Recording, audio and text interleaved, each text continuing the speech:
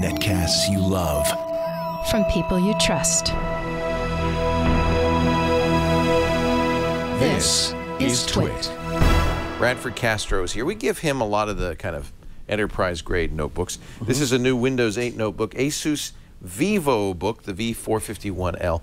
The VivoBooks are kind of Asus's less expensive stuff, right? Yeah, it kind of sits there with those who are just wanting to use the laptop. Right. But this one has touch this time around.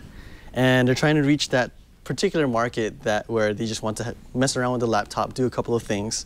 And it does, for the most part, does a couple of those things. Yeah. But it comes short on some stuff too. Well, tell us all about it. Let me see. Is this metal? Yes, it is. That's nice. Yeah. And just right off the bat, I mean, you could tell just looking at the laptop, it's pretty thick. Looks like a MacBook Air, but a little thicker, right? A little bit thicker, and heavier. Yeah. This is 4.7 pounds. Ooh, yes. That is heavy. Yes. No SSD, it's a regular hard drive at 500 gigabytes. Okay. Looking at about 6 gigabytes of DDR3 RAM and a 1080p webcam, but the funny thing is it's not a 1080p display. It's actually 1366 by 768.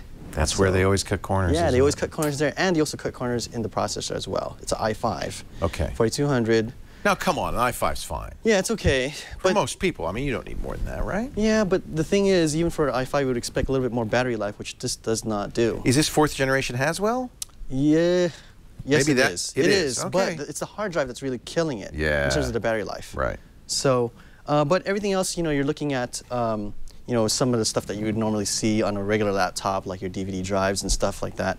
Brian, if you could show him a little bit of the screenshots, or at least some of the gallery on the sides. I do like touch for oh, look, you've done all the benchmarks. Yes. Holy cow. Yeah. So this is actually Geekbench, 3D Mark, Passmark, and these benchmarks, this is mostly at the CPU level because the graphics are actually not really that important at this level. So, but that's kind of what you're getting at. It's Summarize a really huge for me. gap. What is it? So looking at it right now, I mean, it's a huge gap between an i7 and an i5 for this particular model. But the thing that, again, it holds it back is the hard drive. Right. So, and the other thing, too, that really makes this stand out, too, is the fact that you're running at a lower resolution.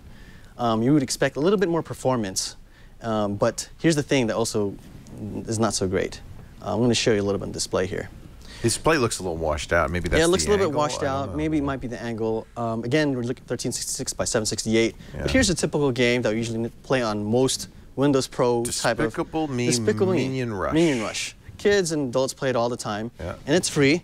But if you look closely, it says, sorry, this app cannot be installed. Your PC might not meet the minimum requirements. So for some crazy reason, even for an i5, this doesn't run it. That's disappointing. Yeah, that's very disappointing.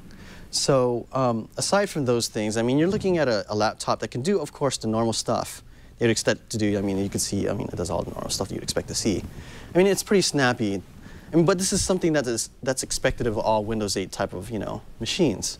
But the thing that kind of sticks out right now is the fact that the price is at $699. It sounds like a good deal, but then, you know, when you compare it to other alternatives, there's just better ones out there. So for that price, in the $700 price range, there are better choices. Yes.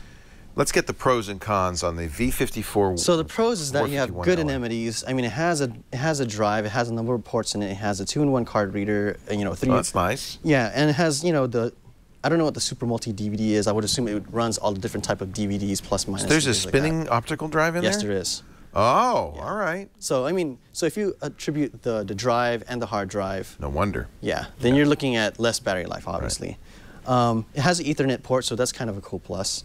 But then and HDMI, full size. Yeah, and it has pretty armor. I mean, you're looking at something that is pretty nice on the outside. This is metal also. Yeah, so it's metal. It's aluminum. You know what? Aluminum. It looks pretty high quality. Yeah. I got to say, Asus is very good at doing something like that. When it comes to like appearance, they're always good at that sort of thing. The sacrifice is the screen resolution. The screen resolution. Because it's got a spinning drive. The battery life. Battery life's not great. Yeah. And performance is kind of only mediocre. Yeah, it's very mediocre, right? So those are the negatives. The pros, I guess, the price is right. Right. The price is okay, but compared to what we're seeing out there right now, it's just it doesn't stand well against them. Well, I get a sense of where you're going with this. Is it a try, buy, don't buy? Unfortunately, I'm going to have to give this a don't buy, simply because of its price and the fact that you're getting weak performance per dollar. You should get more for what you're paying. Yes.